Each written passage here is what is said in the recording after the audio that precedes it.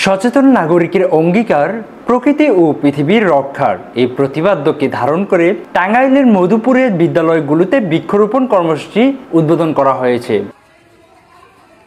বৃহস্পতিবার 14 আগস্ট সকালে জেলা প্রশাসনের আয়োজনে উপজেলা প্রশাসনের উদ্যোগে উপজেলা শহীদ স্মৃতি উচ্চ মাধ্যমিক বিদ্যালয়ের শহীদ আঙ্গিনার পাশে জারুল কৃষ্ণচূড়া ও সোনালু গাছের চারা রোপণের মাধ্যমে সারা দেশে কর্মসূচি অংশ হিসেবে মধুপুর উপজেলার নির্বাহী কর্মকর্তা মোহাম্মদ জুবায়ের হোসেনের বৃক্ষরোপণ কর্মসূচি উদ্বোধন করেন।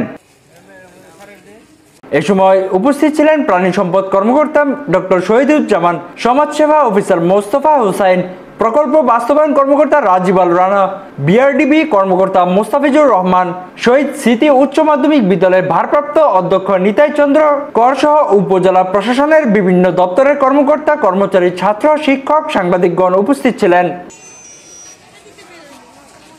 স্বাধীনতা টিভি বাংলা নিউজ ডেস্ক।